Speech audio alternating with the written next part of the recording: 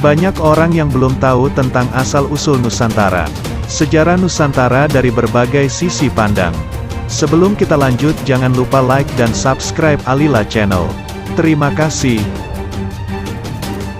Sebelum Masehi, Nusantara merupakan sebutan yang digunakan oleh masyarakat Indonesia untuk menggambarkan wilayah kepulauan yang terbentang dari ujung Sumatera hingga Papua. Asal-usul Nusantara pertama kali tercetus dalam literatur berbahasa Jawa, kurang lebih di abad ke-12 hingga abad ke-16 untuk memberi gambaran kenegaraan yang dianut oleh Kerajaan Majapahit. Konsep Nusantara ini pernah terlupakan selama beratus tahun lamanya. Namun istilah ini kembali digaungkan di abad 20 oleh Ki Hajar Dewantara yang saat itu mengemukakan nama Nusantara sebagai alternatif nama dari negara Indonesia ketika merdeka menggantikan nama Hindia Belanda. Meski tidak menjadi nama negara, kata Nusantara tetap dipakai sebagai sinonim atau nama lain dari Kepulauan Indonesia. Pengertian ini masih dipakai sampai sekarang. Nusantara di mata Majapahit, di abad ke-13 hingga abad ke-15.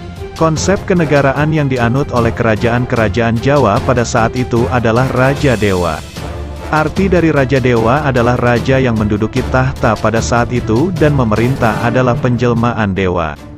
Oleh sebab itulah daerah kekuasaan kerajaan tersebut harus memancarkan kekuasaan seorang dewa. Konsep ini dipakai oleh Kerajaan Majapahit. Majapahit membagi wilayah negara menjadi 3 bagian. Negara Agung.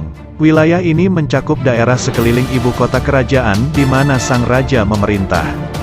Yang tercakup dalam mancanegara menurut Kerajaan Majapahit adalah daerah-daerah di Pulau Jawa dan sekitarnya yang memiliki kemiripan budaya dengan Negara Agung. Menilik dari sudut pandang ini yaitu Madura, Bali, Lampung dan Palembang dianggap sebagai mancanegara.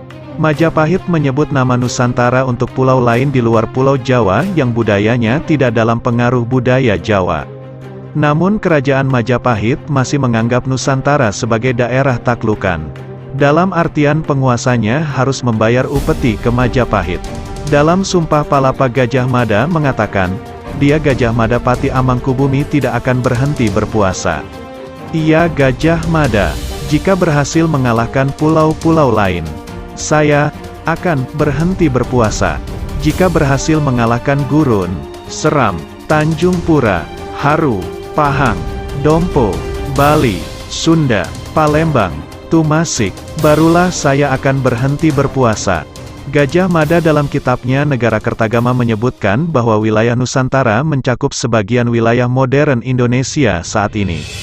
Antara lainnya adalah Sumatera, Kalimantan, Nusa Tenggara, sebagian Sulawesi dan sekitarnya, sebagian Maluku dan Papua Barat ditambah dengan Malaysia, Singapura, Brunei dan sebagian kecil Filipina bagian selatan.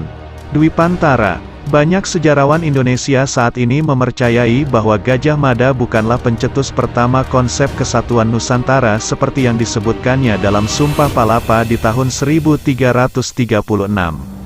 Menurut sejarawan, pencetus kata Nusantara pertama kali dilakukan setengah abad lebih awal, tepatnya tahun 1275 oleh Kertanegara.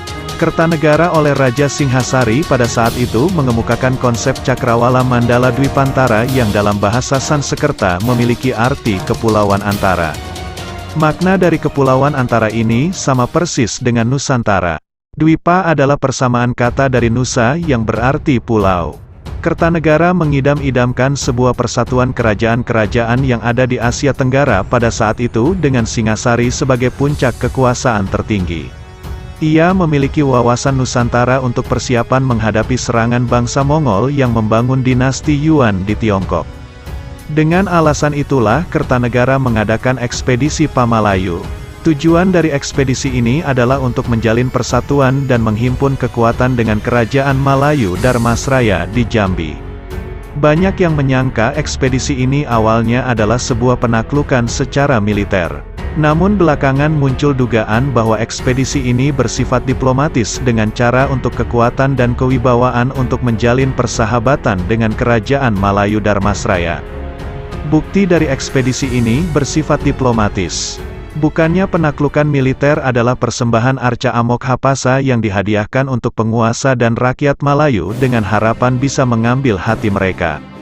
Persembahan ini disambut dengan gembira oleh Raja Melayu dan sebagai balasan, ia mengirimkan kedua putrinya Dara Jingga dan Dara Petak ke Pulau Jawa untuk dinikahkan dengan penguasa di Pulau Jawa.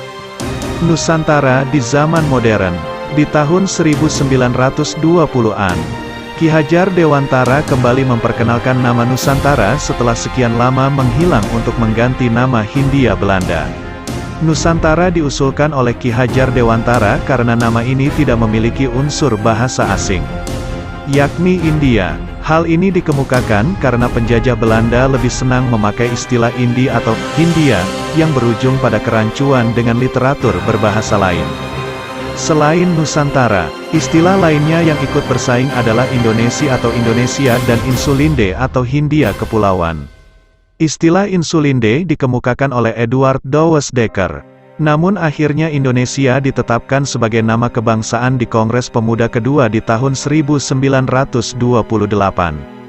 Namun bukan berarti nama Nusantara tenggelam lagi seperti sebelumnya.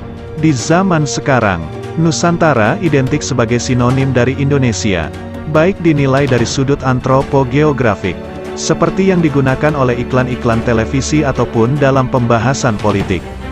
Ketika nama Nusantara tidak digunakan sebagai nama politis, istilah ini tetap digunakan oleh bangsa Indonesia untuk mengacu pada wilayah negara Indonesia.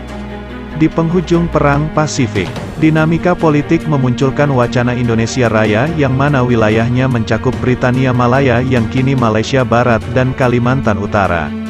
Banyak warga Semenanjung Malaya pun menggunakan istilah Nusantara karena adanya semangat kesamaan latar belakang asal-usul, yakni serumpun Melayu di antara penghuni kepulauan dan semenanjung. Namun ketika negara Malaysia berdiri 1957, semangat kebersamaan di bawah nama Nusantara runtuh berantakan diakibatkan permusuhan dan politik konfrontasi yang digembar-gemborkan Soekarno. Meski sempat bermusuhan, namun ketika semua masalah sudah selesai, pengertian Nusantara tetap memiliki semangat kesamaan serumpun untuk pengertian Nusantara di Malaysia. Nusantara di mata Eropa, berbagai literatur dengan bahasa Inggris dan sejumlah bahasa lain, kecuali Belanda, di abad ke-19 hingga abad ke-20 menyebut wilayah kepulauan dari Sumatera hingga Maluku yang terkenal dengan rempah-rempahnya sebagai Malay Archipelago. Dalam bahasa Indonesia berarti Kepulauan Melayu. Istilah ini menjadi populer dari sudut pandang geografis. Pulau Papua atau New Guinea dan sekitarnya tidak termasuk dalam Malay Archipelago karena menurut literatur tersebut penduduk asli Pulau Papua tidak dihuni cabang ras Mongoloid seperti yang ada di Kepulauan Melayu. Selain itu kebudayaan yang ada di Pulau Papua berbeda dengan Kepulauan Melayu. Belanda sebagai pemilik koloni terbesar lebih senang memakai istilah Kepulauan India Timur atau Oost-Indische Archipel. Demikian sejarah singkat nama Nusantara. Semoga bermanfaat. Mohon maaf atas segala kekurangan kami dan salam hormat kami dari Alila Channel. Terima kasih.